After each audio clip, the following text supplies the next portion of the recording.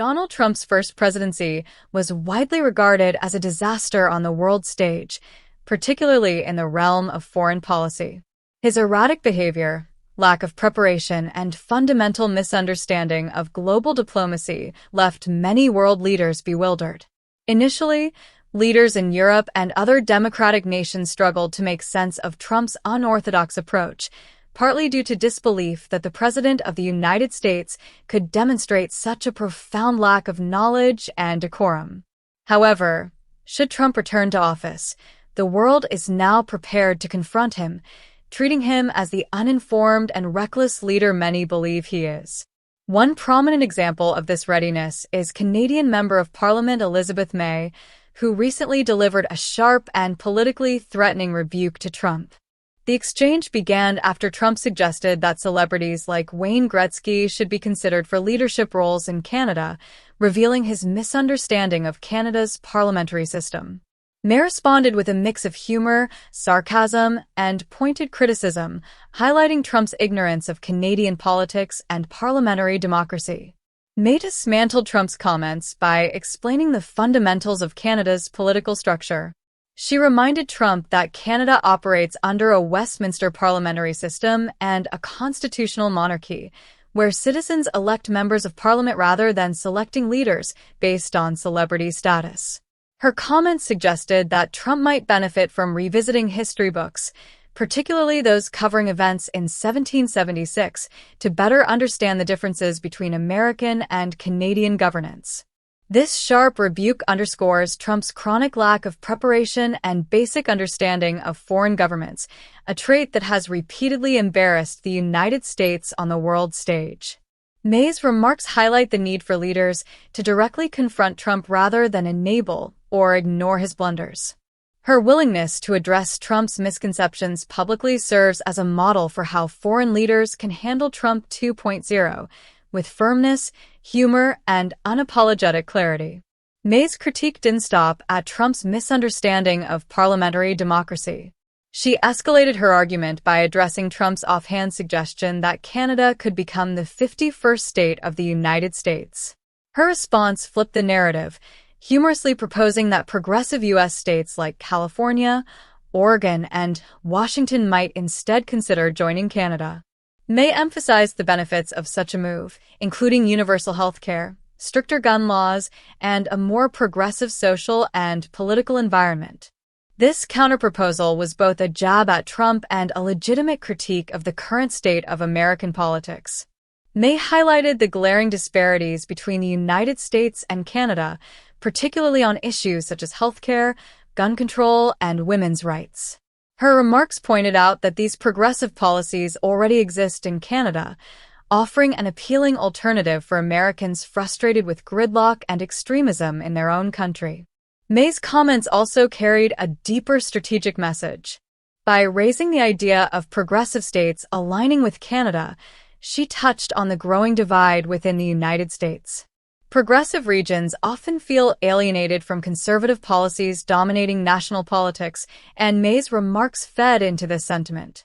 She not only mocked Trump but also planted seeds for broader conversations about regional secession and realignment based on shared values. The economic implications of May's comments were equally sharp. She pointed out that losing California, the world's fifth largest economy, along with other progressive states, would be a catastrophic blow to the U.S. economy. Such a loss would dramatically shift economic and political power, leaving red states dependent on federal subsidies in an even more precarious position. May's remarks highlighted the vulnerability of Trump's base and the contradictions in their claims of fiscal conservatism, given their reliance on federal support funded by more prosperous blue states. In addition to economic critiques, May framed her argument as a cultural challenge.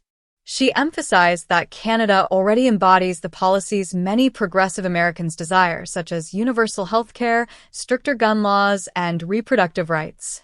By presenting Canada as a haven for liberal values, May reinforced the ideological divide in the United States, appealing to Americans disillusioned by conservative governance. May's remarks didn't just ridicule Trump. They set a template for confronting his bluster with substance. Her ability to mock Trump's ignorance while proposing serious alternatives demonstrates the power of strategic messaging. It showed that Trump's threats can be countered effectively by highlighting his weaknesses and turning his rhetoric against him. This exchange also underscored Trump's vulnerability to criticism from women. May's pointed remarks exploited Trump's well-documented insecurity about being challenged by strong, intelligent women. Her performance exemplified how political leaders can neutralize Trump's bravado by refusing to cower in the face of his bluster. The broader significance of May's comments lies in their potential to shape international responses to Trump 2.0. If Trump returns to office, foreign leaders will likely adopt similar strategies, refusing to treat him with the deference traditionally afforded to U.S. presidents. Instead, they may confront him openly, exposing his weaknesses and undermining his credibility.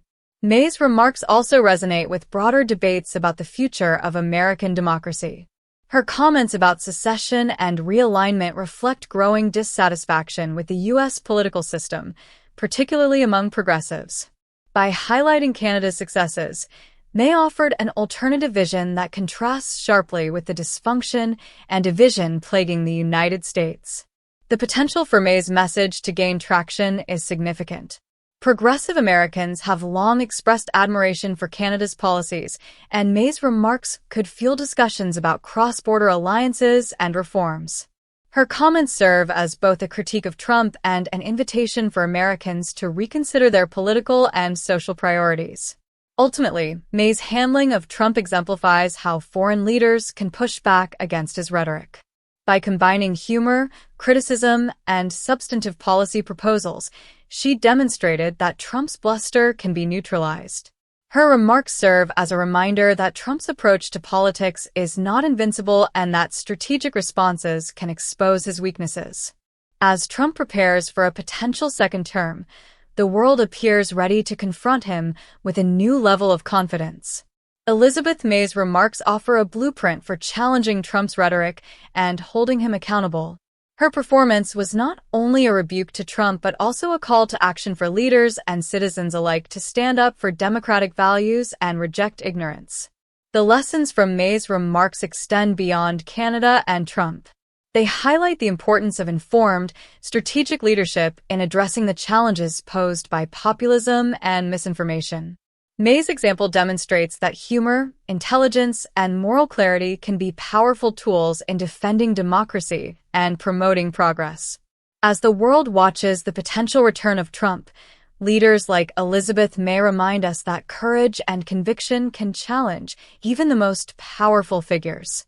Her remarks signal a shift in how the world will respond to Trump 2.0, with preparation, confidence, and a refusal to back down.